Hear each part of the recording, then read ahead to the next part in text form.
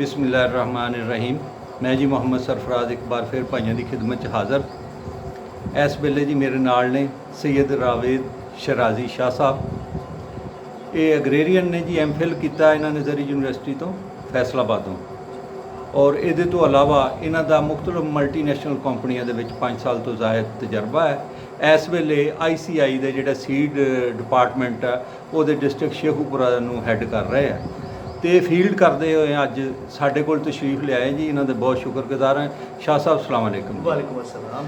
शाह साहब अज असीं तुहाडे नाल गल करांगे कैनोला के बारे दे विच। जी जी। जिस तरह कि गौरमेंट की पॉलिसी भी हुण ये कहते कि जिहड़ियां तेल वालियां फसलां ना जी वो उगाईयां जाण, ते उहदे विच तुहाडी कंपनी दी और खासकर तुहाडी बड़ी कंट्रीब्यूशन है। मैं साडा एक महकमा हैगा जी सफैद हाथी, चलो मैं नाम नहीं लैंदा, एक्सटेंशन लगदा उहदे नाल, उन्होंने नहीं कभी देखा, लेकिन मैं तुहानूं देखा तुसीं बड़ी मेहनत करते हैं। ये शाह साहब पहले दसो कैनोला है की है? बिस्मिल्लाहिर्रहमानिर्रहीम। सब तो पहले तो तुहाडी मैं शुक्रिया अदा करांगा, तुसीं मैनूं मौका दिता अपने चैनल ते गल करन दा। वेखो जी, कैनोला एक बेसिकली एक ऑयल सीड क्रॉप है जिहनूं असीं तेलदार जनास की फसल कहने हैं जी। तेलदार जनास दे विच साडे कोल कई फसल आ जांदियां ने, जिहदे विच असीं मेनली तुसां नाम सुणिआ होएगा सनफ्लावर का जिन्होंने असीं सूरजमुखी कहने आ, हाँ जी। मस्टर्ड का जिन्होंने उर्दू च राया कहते हैं, तो आम जबान च इत्थे साडे सरों भी कहते हैं जी। एक तिल आ जाती है, एक कॉटन आ जाती है, तो एक साडे च आ जाती है मेज़ जिन्होंने असीं मकई कहने हैं। ठीक है। ਇਹ ऐसी फसलां ने जिहदे चों असीं तेल जिहड़ा ਉਹ ਅਸੀਂ ਕੱਢ ਕੇ ਇਸਤੇਮਾਲ ਕਰ ਸਕਦੇ। जी। कैनोला बेसिकली सन 1970 ਦੇ ਵਿੱਚ ਕੈਨੇਡਾ ਦੇ ਵਿੱਚ ਇੱਕ ਸਾਇੰਟਿਸਟ ਸਨ, ਉਹਨਾਂ ਨੇ ਇਹਦਾ ਸੀਡ ਤਿਆਰ ਕੀਤਾ 1970 ਦੇ ਵਿੱਚ 1970 ਕੈਨੇਡਾ 'ਚ। ਕੈਨੇਡਾ 'ਚ। ਅੱਛਾ ਜੀ। ਇਹ ਜਿਹੜਾ ਲਫ਼ਜ਼ ਸੀ ਨਾ ਕੈਨੋਲਾ, हाँ जी। ਇਹ ਬੇਸਿਕਲੀ ਦੇ ਜਿਹੜੇ ਸਪੈਲਿੰਗ ਬਣਦੇ ਨੇ ਉਹ ਬਣਦੇ ਨੇ CANNOLA हाँ जी। ਕੈਨੋਲਾ। जी। ठीक है। इसकी ਜਿਹੜਾ ਪਹਿਲਾ ਜਿਹੜਾ ਹਿੱਸਾ ਨਾ CA ਤੇ ਡਬਲ N, हाँ जी। ਇਹਦਾ ਮਤਲਬ ਹੈ ਕੈਨੇਡੀਅਨ। ठीक है जी। O ਦਾ ਮਤਲਬ ਹੋ ਗਿਆ ਆਇਲ, हाँ जी। L ਦਾ ਮਤਲਬ ਹੋ ਗਿਆ ਲੋ, ਜੀ। ਤੇ A ਦਾ ਮਤਲਬ ਹੋ ਗਿਆ acid. Yes, sir। Canadian oil low in acid. ਵਾਹ ਜੀ। ਇਹਦਾ ਜਿਹੜਾ ਪਿਓਰ ਜਿਹੜਾ ਸਪੈਲਿੰਗ ਦੀ ਐਬਰੀਵੇਸ਼ਨ ਹੈ ਨਾ, ਹਾਂਜੀ। ਉਹ ਬੇਸਿਕਲੀ ਇਹ ਵੇ। ठीक है जी। ਕੈਨੇਡੀਅਨ ਤੋਂ ਦਰਿਆਫਤ ਹੋਇਆ। जी। ਬੇਸਿਕਲੀ ਜਿਹੜੀ ਆਮ ਸਰੋਂ ਹੈ हाँ जी। ਉਹਦੇ ਨਾਲ ਇਹਦਾ ਜਿਹੜਾ ਡਿਫਰੈਂਸ਼ੀਏਟ ਕਰਦੇ ਆ, जी। ਜਦੋਂ ਫਰਕ ਅਸੀਂ ਵੇਖਦੇ ਆ ਕਿ ਯਾਰ ਮਸਟਰਡ ਤੇ ਕੈਨੋਲੇ ਦੇ ਵਿੱਚ ਜਾਂ ਰਾਇਆ ਜਾਂ ਆਮ ਸਰੋਂ ਤੇ ਕੈਨੋ ਹੈ, ਬੇਸਿਕਲੀ ਇਹ ਵੀ ਸਰੋਂ ਦੀ ਹੀ ਕਿਸਮ ਹੈ। जी। ਇਹਨੂੰ ਅਸੀਂ ਗੋਭੀ ਸਰੋਂ, ਆਮ ਲਫ਼ਜ਼ ਜਿਹਨੂੰ ਅਸੀਂ ਗੋਭੀ ਸਰੋਂ ਕਹਿੰਦੇ ਆ। ठीक है। ਕੈਨੋਲਾ ਨੂੰ ਨਾ ਆਮ ਉਰਦੂ ਦੇ ਵਿੱਚ ਹਾਂਜੀ। ਅਸੀਂ ਗੋਭੀ ਸਰੋਂ ਕਹਿੰਦੇ ਠੀਕ ਆ, ਹੈ। ਸਰਸੋਂ, ਠੀਕ। ਗੋਭੀ ਸਰਸੋਂ।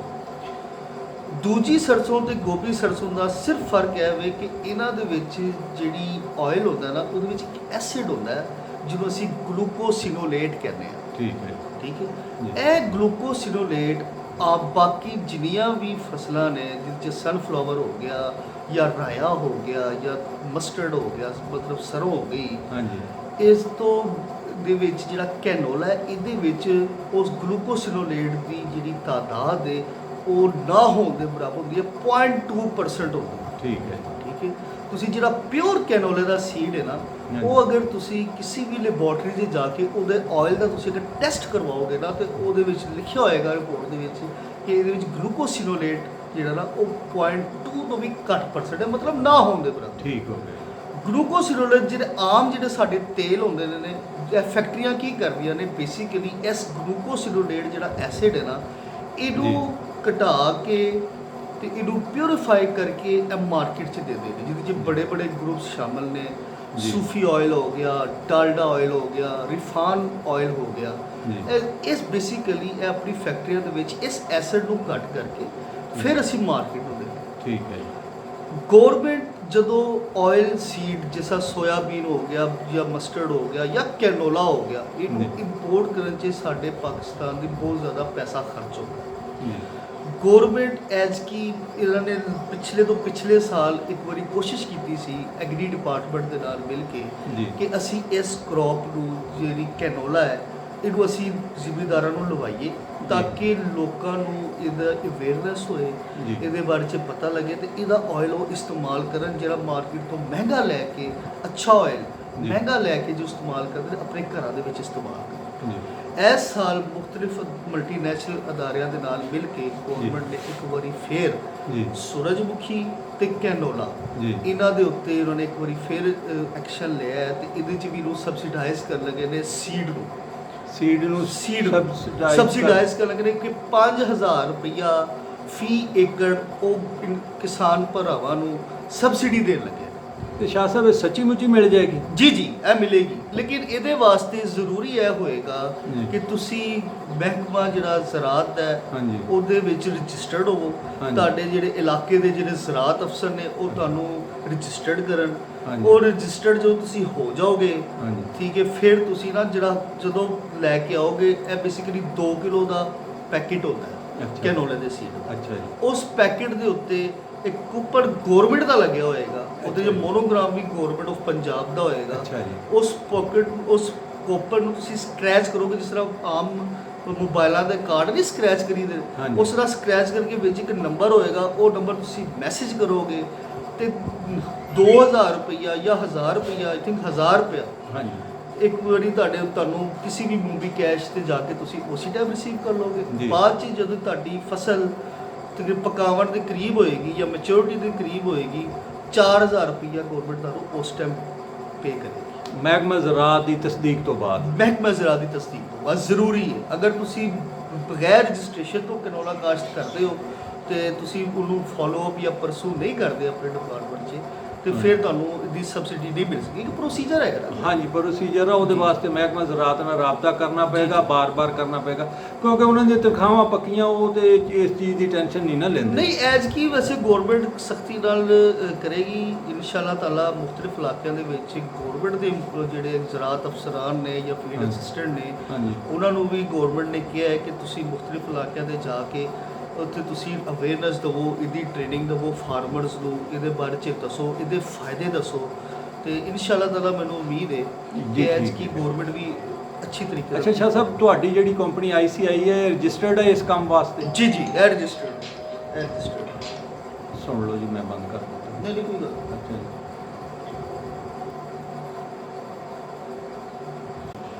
ਅੱਛਾ ਸ਼ਾਹ ਸਾਹਿਬ ਇਹ ਫਰਮਾਓ, ਜਿਹੜੀ ਤੁਹਾਡੀ ਕੰਪਨੀ ICI ਆ ਉਹ ਰਜਿਸਟਰਡ ਹੈ ਇਸ ਕੰਮ ਵਾਸਤੇ? ਦੇਖੋ ਜੀ, ICI ਪਾਕਿਸਤਾਨ ਲਿਮਟਿਡ ਦਾ ਇੱਕ ਬਹੁਤ ਪੁਰਾਣਾ ਤੇ ਇੱਕ ਬਹੁਤ ਬੜਾ ਨਾਂ ਹੈ। ਇੱਕ ਕਾਰਪੋਰੇਟ ਸੈਕਟਰ ਹੈਗਾ।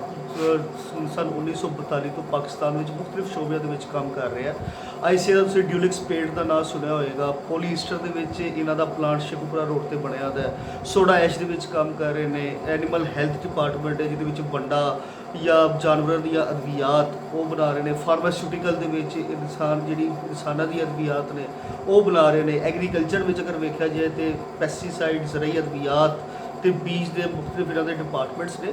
ਤੇ ਉਹ ਇੱਕ ਗਵਰਨਮੈਂਟ ਦੇ ਨਾਲ ਸਾਡਾ ਪਿਛਲੇ ਸਾਲ ਲਾਸਟ ਈਅਰ ਸਾਡਾ ਸਨਫਲਾਵਰ ਦੇ ਉੱਤੇ ਤੇ ਉਸ ਤੋਂ ਪਹਿਲਾਂ ਕੈਨੋਲਾ ਦੇ ਉੱਤੇ ਜਿਹੜਾ ਪਹਿਲੇ ਸਾਡਾ ਇਤਿਹਾਦ ਹੋਇਆ ਸੀ ਉਹ ICI ਪਾਕਿਸਤਾਨ ਲਿਮਟਿਡ ਨਾਲ ਹੀ ਹੋਇਆ ਸੀ।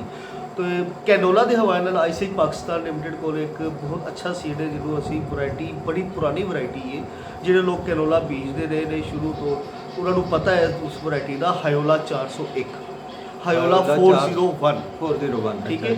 2 ਕਿਲੋ ਦਾ ਇੱਕ ਪੈਕ ਹੈ।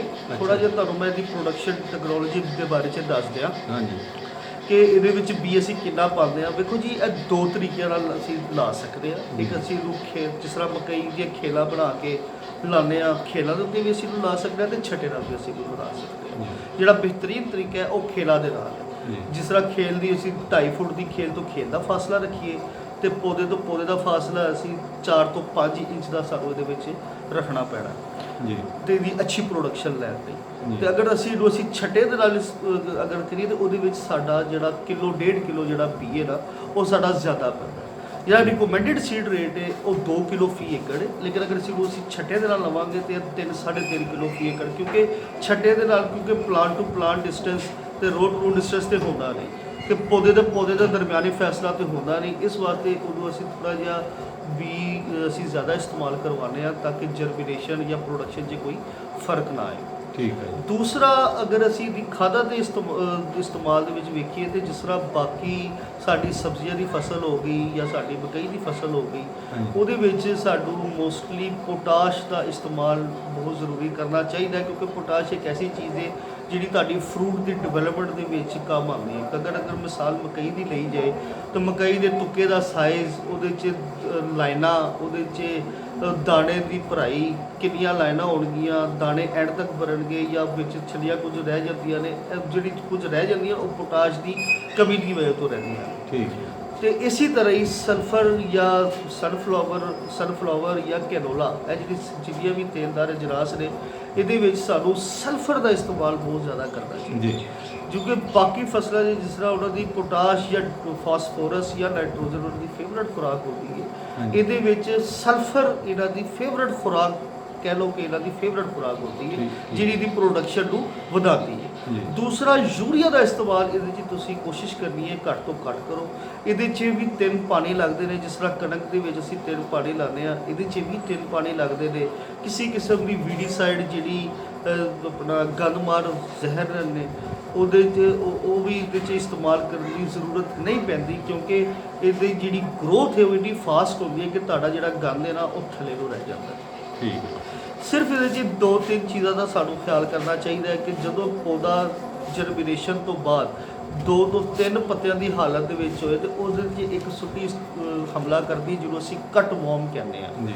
ਉਹਦੇ ਲਈ ਅਸੀਂ ਕੋਈ ਵੀ ਸੁੱਟੀ ਦੀ ਜ਼ਹਿਰ ਲੈਮਡਾ ਹੋ ਗਿਆ ਜਾਂ ਬਾਈਫੈਨਥ੍ਰੀਨ ਤੁਸੀਂ ਸਪਰੇਅ ਕਰ ਲਵੋ ਟਾਈਮਲੀ, ਕਿਉਂਕਿ ਅਗਰ ਤੁਸੀਂ ਉਹਨੂੰ ਕੰਟਰੋਲ ਨਹੀਂ ਕਰੋਗੇ ਤੇ ਕਿਉਂਕਿ ਕ੍ਰੌਪ ਜਿਹੜੀ ਹੈ, ਫਸਲ ਤੁਹਾਡੀ ਛੋਟੀ ਹੁੰਦੀ ਹੈ, ਤੇ ਜੇ ਸਾਡਾ ਕਾਫੀ ਨੁਕਸਾਨ ਹੋ ਸਕਦਾ ਹੈ। ਦੂਸਰਾ, ਜਦੋਂ ਤੁਹਾਡੀ ਫਸਲ ਪੱਕਣ ਦੇ ਕਰੀਬ ਜਾਏ, ਤਕਰੀਬਨ ਹੈ ਤੁਹਾਡੀ 95 ਤੋਂ 100 ਦਿਨ ਦੇ ਵਿੱਚ ਇਹ ਫਸਲ ਜਿਹੜੀ ਹੈ ਨਾ ਇਹ ਤਿਆਰ ਹੋ ਜਾਂਦੀ ਹੈ। ਜੀ। ਇਹਦਾ ਅਸੀਂ ਸਿਰਫ ਇੱਕ ਚੀਜ਼ ਦਾ ਖਿਆਲ ਰੱਖਣਾ ਹੈ ਕਿ ਪੌਦਾ ਜਦੋਂ ਇਹਨੂੰ ਨਾ ਅਸੀਂ 3 ਸੈਗਮੈਂਟ ਦੇ ਵਿੱਚ ਅਸੀਂ ਉਹਨੂੰ ਡਿਵਾਈਡ ਕਰਨਾ ਹੈ। ਇੱਕ ਸਭ ਤੋਂ ਉਤਲਾ ਹਿੱਸਾ ਪੌਦੇ ਦਾ, ਇੱਕ ਦਰਮਿਆਨ ਦਾ ਹਿੱਸਾ ਤੇ ਇੱਕ ਸਭ ਤੋਂ ਥੱਲੇ ਵਾਲਾ ਹਿੱਸਾ। ਇਹ ਫਸਲ ਥੱਲੇ ਸੇ ਤੋਂ ਪੱਕਣਾ ਸ਼ੁਰੂ ਹੁੰਦੀ ਹੈ, ਕਿਉਂਕਿ ਇਹਦੀ ਫਲੀਆਂ ਹੁੰਦੀਆਂ ਨੇ ਉਹ ਸਬਜ਼ ਤੋਂ ਡਾਰਕ ਬਰਾਊਨ ਕਲਰ ਦੇ ਵਿੱਚ ਜਾਣਾ ਸ਼ੁਰੂ ਹੋ ਜਾਂਦੀ ਹੈ। ਜੀ। ਤੇ ਉਹ ਸਰ ਅਗਰ ਤੁਸੀਂ ਥੱਲੜਾ ਹਿੱਸਾ ਇਹਦਾ ਪੂਰਾ ਪੱਕ ਜੇ, ਜੀ। ਦਰਮਿਆਨ ਵਾਲਾ ਹਿੱਸਾ ਇਹਦਾ ਅੱਧਾ ਪੱਕ ਜੇ, ਉਤਲਾ ਹਿੱਸਾ ਬੇਸ਼ੱਕ ਗ੍ਰੀਨ ਰਹੇ, ਸਬਜ਼ ਰਹੇ, ਤੁਸੀਂ ਇਹਨੂੰ ਵੱਢ ਲਓ। ਕਿਉਂਕਿ ਜਦੋਂ ਤੁਸੀਂ ਉਹਨੂੰ ਵੱਢੋਗੇ ਨਾ ਤਾਂ ਤੁਹਾਡਾ ਜਿਹੜੇ ਬੀ ਕਿਰਦਾ ਹੈ ਇਹਦਾ ਬੀ ਕਿਰਨ ਤੋਂ ਤੁਸੀਂ ਮਹਿਫੂਜ਼ ਰਹੋਗੇ। ਅਗਰ ਤੁਸੀਂ ਪੂਰੇ ਪੌਦੇ ਨੂੰ ਪਕਾ ਲਓਗੇ ਨਾ, ਫਿਰ ਜਦੋਂ ਤੁਸੀਂ ਉਹਨੂੰ ਵੱਢੋਗੇ ਤੇ ਫਿਰ ਤੁਹਾਡੀ ਜਿਹੜੇ ਇਹਦੇ ਨੁਕਸਾਨ, ਜਿਹੜੇ ਤੁਹਾਡਾ ਬੀ ਹੈ ਉਹ ਬਹੁਤ ਜ਼ਿਆਦਾ ਜ਼ਾਇਆ ਹੋ ਸਕਦਾ। ਬਸ ਇਹਨਾਂ ਚੰਦ ਚੀਜ਼ਾਂ ਤੁਸੀਂ ਖਿਆਲ ਕਰੋ ਤੇ ਅਸੀਂ ਵੀ ਬਹੁਤ ਅੱਛੀ ਪੈਦਾਵਾਰ ਲੈ ਸਕਦੇ ਹਾਂ। ਹਾਇਓਲਾ 401 ਦੇ ਹਵਾਲੇ ਨਾਲ ਜਿਹੜੇ ਡਿਸਟ੍ਰਿਕਟ ਸ਼ਹੂਪੁਰਾ ਜਾਂ ਨਨਕਾਣਾ ਜਾਂ ਲਾਹੌਰ ਦਾ ਸਰਾਊਂਡਿੰਗ ਜਿਸ ਏਰੀਆ ਨੂੰ ਮੈਂ ਵੇਖ ਰਿਹਾ, ਲਾਸਟ ਈਅਰ ਦੀ ਅਸੀਂ ਜਿਹੜੀ ਮੈਕਸਿਮਮ ਪੈਦਾਵਾਰ ਲਈ ਸੀ ਉਹ 34 ਮਣ ਲਈ ਹੈ। ਠੀਕ ਹੈ। ਤੇ ਦੂਸਰਾ, ਲੋਕਾਂ ਨੇ ਮਾਰਕੀਟ ਦੇ ਵਿੱਚ ਇਹਦਾ ਜਿਹੜਾ ਰੇਟ ਰਿਹਾ ਉਹ 2200 ਤੋਂ ਲੈ ਕੇ 2800 ਰੁਪਏ ਫੀ ਮਣ ਇਹ ਵਿਕਦਾ ਰਿਹਾ। ਬਹੁਤ ਅੱਛੀ ਪੈਸੇ ਲਏ ਨੇ। ਮਤਲਬ ਤੁਸੀਂ ਵੇਖੋ ਕਿ 5000 ਰੁਪਏ ਅਗਰ ਗੌਰਮੈਂਟ ਤੁਹਾਨੂੰ ਪੇ ਕਰ ਦੇਵੇ ਤੇ ਬੀਜ ਦੇ ਪੈਸੇ ਤੇ DAP ਦੇ ਪੈਸੇ ਤੇ ਗੌਰਮੈਂਟ ਹੀ ਤੁਹਾਨੂੰ ਇੱਥੇ ਸਬਜ਼ੀ ਦੇ ਰਹੀ ਹੈ। ਤੇ ਤੁਸੀਂ ਇਹਦੇ ਵਿੱਚ ਜਸਟ ਤੁਹਾਡਾ ਜਿਹੜਾ ਮੈਕਸਿਮਮ ਅਗਰ ਅਸੀਂ ਕੈਲਕੂਲੇਸ਼ਨ ਕਰੀਏ, ਸਾਰੀ ਖਾਦਾਂ, ਦਵਾਈ ਤੇ ਬੀਜ ਦੇ ਪੈਸੇ ਮਿਲਾ ਕੇ ਤੁਹਾਡਾ ਜਿਹੜਾ ਮੈਕਸਿਮਮ ਖਰਚਾ ਹੋਏਗਾ ਉਹ ਤਕਰੀਬਨ 20 ਤੋਂ 21-22 ਤੱਕ ਮੈਕਸਿਮਮ ਜਾਏਗਾ। ਤੇ ਤੁਸੀਂ 20000 ਰੁਪਇਆ ਜਾਂ 22000 ਰੁਪਇਆ ਲਾ ਕੇ ਤੇ ਤੁਸੀਂ ਅਗਰ ਉਹਨੂੰ 60-70 ਰੁਪਇਆ ਕਮਾ ਰਹੇ ਹੋ ਤਾਂ ਮੈਂ ਸਮਝ ਰਿਹਾ ਕਿ ਗੰਦਮ ਨਾਲੋਂ ਅਸੀਂ ਬਿਹਤਰੀ ਤਰਫ ਅਸੀਂ ਜਾ ਸਕਦੇ ਹਾਂ। ਸਾਡੇ ਦੂਸਰਾ, ਤੁਸੀਂ ਇਹਦਾ ਆਇਲ ਬਣਾ ਕੇ ਆਪਣੇ ਘਰ ਵਾਸਤੇ ਵੀ ਇਸਤੇਮਾਲ ਕਰੋ, ਘਰ ਵਾਸਤੇ, ਬੱਚਿਆਂ ਵਾਸਤੇ ਤੇ ਤੁਹਾਡੇ ਵਾਸਤੇ ਇਹ ਬਹੁਤ ਅੱਛਾ ਆਇਲ ਹੈ। ਤੇ ਇਹਦੇ 'ਚ ਕਿਸੇ ਕਿਸਮ ਦਾ, ਅਗਰ ਤੁਸੀਂ ਕੈਨੋਲਾ ਦਾ ਆਇਲ ਅਗਰ ਤੁਸੀਂ ਯੂਜ਼ ਕਰੋ, ਤੁਹਾਨੂੰ ਕਿਸੇ ਕਿਸਮ ਦੀ ਕੋਈ ਬਿਮਾਰੀਆਂ ਨਹੀਂ ਲੱਗਦੀ। ਦੂਸਰਾ, ਤੁਹਾਡੇ ਜਿਹੜੀ ਕਈ ਬੱਚੇ ਨੇ, ਛੋਟੇ ਬੱਚਿਆਂ ਨੂੰ ਤੁਸੀਂ ਬਹੁਤ ਉਹਨਾਂ ਦੀ ਜਿਹੜੀ ਗਰੋਥ ਹੈ, ਉਹਨਾਂ ਦੀ ਜਿਹੜੀ ਨਸ਼ੋ-ਨੁਮਾ ਹੈ ਬਹੁਤ ਅੱਛੇ ਤਰੀਕੇ ਨਾਲ ਹੁੰਦੀ ਹੈ। ਇਹਦੇ ਬਹੁਤ ਫਾਇਦੇ ਨੇ ਕੈਨੋਲਾ ਦੇ। ਜੀ ਸ਼ਾਹ ਸਾਹਿਬ, ਬਹੁਤ ਬਹੁਤ ਸ਼ੁਕਰੀਆ। ਤੁਸੀਂ ਇਹ ਫਰਮਾਇਆ ਕਿ ਇਹ ਜਿਹੜਾ ਹੈ ਨਾ ਜੀ, ਇੱਕ ਤਾਂ ਸਿਹਤ ਲਈ ਠੀਕ ਹੈ ਜੀ। ਦੂਸਰਾ, ਇਹ ਜਿਹੜਾ ਹੈ ਨਾ ਜੀ, ਇਹ ਮੁਤਬਾਦਲਾ ਕਣਕ ਤੇ ਮੂੰਜੀ ਜਦੋਂ ਪੱਕ ਜਾਂਦੇ ਆ ਨਾ ਜੀ, ਉਸ ਲਈ ਕਾਸ਼ਤਕਾਰ ਜਿਹੜਾ ਹੈ ਉਹਨੂੰ ਤਾਂ ਬੁਖਾਰ ਚੜ ਜਾਂਦਾ। ਜੀ। ਤੇ ਕਾਸ਼ਤਕਾਰ ਜਿਹੜਾ ਇਹਨੇ ਪੈਸਟੀਸਾਈਡ ਵਾਲੇ, ਬੀਆਂ ਵਾਲੇ, ਮਤਲਬ ਮੁਖਤਲਫ ਜਿਹੜੇ ਸਾਡਾ ਰਸਮ ਰਿਵਾਜ ਆ, ਇਹ ਉਹ ਮਕਰੂਦ ਹੁੰਦਾ, ਉਹਨੇ ਦੇਣਾ ਹੁੰਦਾ ਤੇ ਨਾ ਉਦੋਂ ਵਾਢੇ ਲੱਭਦੇ, ਨਾ ਮਸ਼ੀਨਾਂ ਲੱਭਦੀਆਂ। ਜੀ। ਹਾਂਜੀ ਇਹ ਫਸਲ ਸੰਭਾਲੀ ਵੀ ਜਾ ਸਕਦੀ ਹੈ। ਅੱਛਾ ਦੂਸਰਾ ਇਹ ਕਮਾਦ ਦੇ ਵਿੱਚ ਵੀ ਤੁਸੀਂ ਕਿਹਾ ਜੀ ਜੀ ਹਾਂਜੀ ਅੱਛਾ ਇਹਨੂੰ ਅਸੀਂ ਕਮਾਦ ਦੇ ਨਾਲ ਜਿਹੜਾ ਸਾਡਾ ਸਤੰਬਰ ਕਾਸ਼ਤ ਹੈ ਹਾਂਜੀ। ਉਹਦੇ ਨਾਲ ਵੀ ਅਸੀਂ ਦੀ ਇੰਟਰ ਕ੍ਰੋਪਿੰਗ ਕਰਵਾ ਸਕਦੇ ਹਾਂ। ਉਹਦੇ ਵਿੱਚ ਠੀਕ। ਵੀ ਸਾਡਾ ਸਿਰਫ 2 ਕਿਲੋ ਸੀਡ ਲੱਗੇਗਾ ਠੀਕ ਹੋ ਜੀ। ਗਿਆ ਕਮਾਦ ਦੇ ਵਿੱਚ ਕਮਾਦ ਦੇ ਵਿੱਚ ਜਿਹੜਾ ਸਾਡਾ ਕਮਾਦ ਦਾ ਖਸੂਸਨ ਏਰੀਆ ਜਿਸ ਤਰ੍ਹਾਂ ਸਾਡੇ ਜੜ੍ਹਾਂ ਵਾਲਾ ਦੀ ਬੈਲਟ ਹੋ ਗਈ, ਸਾਰੀ ਫੈਸਲਾਬਾਦ belt ਦੀ ਹੈ ਜੀ, ਬੈਲਟ, ਜੜ੍ਹਾਂ ਵਾਲਾ ਸਾਡਾ ਸਫਦਰਾਬਾਦ road ਹੋ ਕਮਾਦ, ਗਿਆ। ਸਫਦਰਾਬਾਦ ਇੱਥੇ ਕਮਾਦ ਸਾਰੇ। ਕਾਫੀ ਲੱਗਦਾ ਇੱਥੇ ਅਸੀਂ ਇਹਨੂੰ ਸੁਜੈਸਟ ਕਰ ਸਕਦੇ ਹਾਂ ਤੁਸੀਂ ਕਮਾਦ ਨੂੰ ਵੈਸੇ ਇਹਦੀ ਕਾਸ਼ਤ ਦਾ ਟਾਈਮ ਕਿਹੜਾ ਹੈ? ਇਹਦੀ ਜਿਹੜੀ ਕਾਸ਼ਤ ਹੈ ਸਾਡੇ ਏਰੀਆ ਦੇ ਵਿੱਚ ਜਿਹੜਾ ਕਾਸ਼ਤ ਹੁੰਦਾ ਹੈ ਇਹ ਤਕਰੀਬਨ ਐਂਡ ਸਤੰਬਰ ਤੋਂ ਸ਼ੁਰੂ ਹੋ ਜਾਂਦੀ ਹੈ ਇਹਦੀ ਕਾਸ਼ਤ। ਇਹ ਕਿੰਨੇ ਦਿਨਾਂ ਦੀ ਫਸਲ ਹੈ ਜੀ? ਇਹ ਤਕਰੀਬਨ 100 ਤੋਂ 110 ਦਿਨ ਦੇ ਵਿੱਚ ਤਿਆਰ ਹੋ ਜਾਂਦੀ ਹੈ। ਲੇਕਿਨ ਅਗਰ ਜਿਹੜਾ ਤਰੀਕਾ ਤੁਹਾਨੂੰ ਮੈਂ ਦੱਸਿਆ ਜੀ। ਇਹਦੀ ਜਿਹੜੀ ਥੱਲੜਾ ਹਿੱਸਾ ਪੱਕਿਆ ਹੋਏ, ਦਰਮਿਆਨਾ ਹਿੱਸਾ ਥੋੜਾ ਜਿਹਾ ਪੱਕਿਆ ਹੋਏ, ਉਹਦੇ ਵਾਸਤੇ ਤਕਰੀਬਨ ਤੁਹਾਨੂੰ 95 ਤੋਂ 100 ਦਿਨ ਦੇ ਵਿੱਚ ਇਹੋ ਜਿਹੀ ਕੰਡੀਸ਼ਨ ਆ ਜਾਂਦੀ ਹੈ ਕਿ ਤੁਸੀਂ ਉਹਨੂੰ ਆਰਾਮ ਨਾਲ ਹਾਰਵੈਸਟ ਕਰ ਸਕਦੇ ਅੱਛਾ ਸ਼ਾਹ ਸਾਹਿਬ ਕਹਿੰਦੇ ਲਾਗੀਆਂ ਨੇ ਲਾਗ ਲੈਣਾ ਭਾਵੇਂ ਜਾਂਦੀ ਰੰਡੀ ਹੋਵੇ। ਤੁਸੀਂ ਤਾਂ ਬੀਆਂ ਦਾ ਦੱਸ ਦਿੱਤਾ। ਬਤੌਰੇ ਕਾਸ਼ਤਕਾਰ ਮੈਂ ਤਾਂ ਹੁਣ ਪਹੁੰਚਿਆ ਕਿ ਜਿਸ ਲਈ ਇਹਨੂੰ ਵੱਢ ਲੈਣਾ ਹੈ ਇਹਨੂੰ ਫਿਰ ਗਾਣਾ ਕਿਸ ਤਰ੍ਹਾਂ ਹੈ?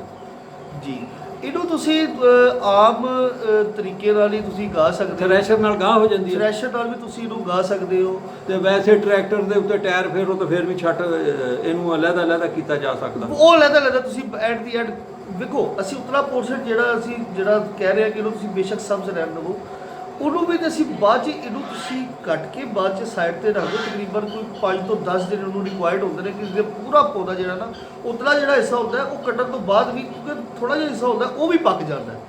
ਜਦੋਂ ਪੱਕ ਜੇ ਤੇ ਤੁਸੀਂ ਇਹਦੇ ਦਾਣੇ ਕਢਵਾ ਲਵੋ, ਕਢਵਾ ਕੇ ਤੁਸੀਂ ਬਾਹਰ ਕਮਾਦ ਤੋਂ ਇਲਾਵਾ ਅਗਰ ਇਹ ਕੱਲੀ ਵੀ ਲਾਣੀ ਹੋਵੇ ਜੀ ਜੀ ਜੇ ਅਸੀਂ ਸਤੰਬਰ ਚ ਲਾਣੇ ਆ, ਅਕਤੂਬਰ ਨਵੰਬਰ ਦਸੰਬਰ ਦੇ ਉਸ ਤੋਂ ਬਾਅਦ ਸਬਜ਼ੀਆਂ ਆ ਜਾਂਦੀਆਂ, ਸਬਜ਼ੀਆਂ ਵੀ ਚਾਰਾ ਆ ਜਾਂਦਾ। ਸਕਦੀਆਂ ਨੇ, ਚਾਰੇ ਵੀ ਆ ਸਕਦੇ ਨੇ, ਹਾਂਜੀ। ਤੁਸੀਂ ਬਹਾਰੀਆ ਮਕਈ ਵੀ ਲਾ ਮਕਈ ਸਕਦੇ ਆ ਹੋ। ਸਕਦੀ ਹੈ ਜੀ ਜੀ ਤੇ ਵੇਖੋ ਕਿ ਤੁਸੀਂ ਹੁਣ ਜ਼ਰਾਤ ਦੀ ਟੈਕਨੋਲੋਜੀ ਬਹੁਤ ਵੱਧ ਅੱਛਾ ਸ਼ਾਹ ਰਹੀ ਸਾਹਿਬ ਹੈ। ਇੱਕ ਹੋਰ ਗੱਲ ਹੈ, ਜੀ ਜੀ ਅਗਰ ਕੋਈ ਕਾਸ਼ਤਕਾਰ ਹਜ਼ਰਾਤ ਇਹਦੇ ਬਾਰੇ ਤੁਹਾਡੇ ਤੋਂ ਇਨਫੋਰਮੇਸ਼ਨ ਲੈਣਾ ਚਾਹਣ ਤਾਂ ਤੁਸੀਂ ਦਿਓਗੇ?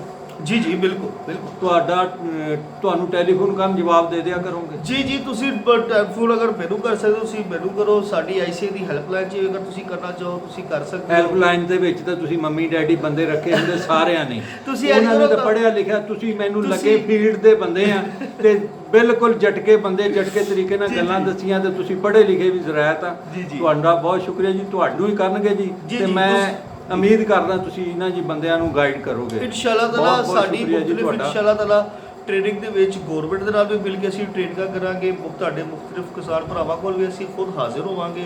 ਤੁਹਾਨੂੰ ਅਸੀਂ ਆਪਣੀ ਵੀ ਫਾਰਮਰ ਮੀਟਿੰਗਸ ਕਰਾਂਗੇ। ਹਾਇਓਲਾ 400 ਦੇ ਉੱਤੇ ਤੁਹਾਨੂੰ ਇਹਦੇ ਬਾਰੇ 'ਚ ਇਨਸ਼ਾਅੱਲਾ ਤਾਲਾ ਦੱਸਾਂਗੇ।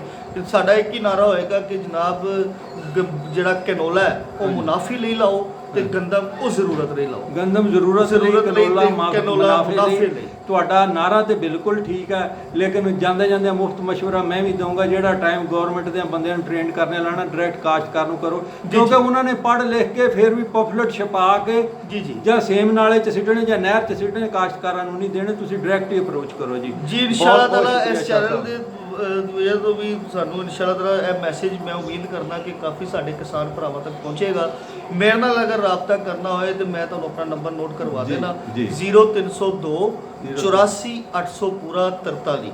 ਇੱਕ ਵਾਰੀ ਫਿਰ ਰਿਪੀਟ ਕਰ ਦੇਣਾ 0302 84 800 ਪੂਰਾ 43। ਇਹਦੇ ਤੇ WhatsApp ਚੱਲਦਾ ਜੀ WhatsApp ਵੀ ਚੱਲਦਾ ਹੈ। ਤੁਸੀਂ ਕੋਈ ਵੀ ਤੁਹਾਨੂੰ ਕਿਸੇ ਵੀ ਕਿਸਮ ਦੀ ਫਸਲ ਦੇ ਵਿੱਚ ਕੋਈ ਵੀ ਪ੍ਰੋਬਲਮ ਹੋਏ, ਕੋਈ ਬਿਮਾਰੀ ਦੇ ਤੁਹਾਨੂੰ ਸਮਝ ਨਹੀਂ ਲੱਗ ਰਹੀ ਹੋਏ, ਕੋਈ ਤੁਸੀਂ ਨਵੀਂ ਫਸਲ ਲਾਣੀ ਹੋਏ, ਤੁਸੀਂ ਮੇਰੇ ਨਾਲ ਬਿਲਾ ਝਿਜਕ 24 ਆਵਰ ਤੁਸੀਂ ਮੈਨੂੰ ਕਾਲ ਕਰੋ ਜੀ। ਬਹੁਤ ਬਹੁਤ ਸ਼ੁਕਰੀਆ ਸ਼ਾਹ ਸਾਹਿਬ Thank ਤੁਹਾਡਾ। you. ਅੱਲਾਹ ਤਾਲਾ ਤੁਹਾਨੂੰ ਸਲਾਮਤ ਰੱਖੇ, Thank you very much. ਸ਼ਾਦੋ ਆਬਾਦ ਰੱਖੇ, ਹੱਸਦਿਆਂ ਰੱਖੇ ਤੇ ਵਸਦਿਆਂ ਰੱਖੇ। ਆਮੀਨ।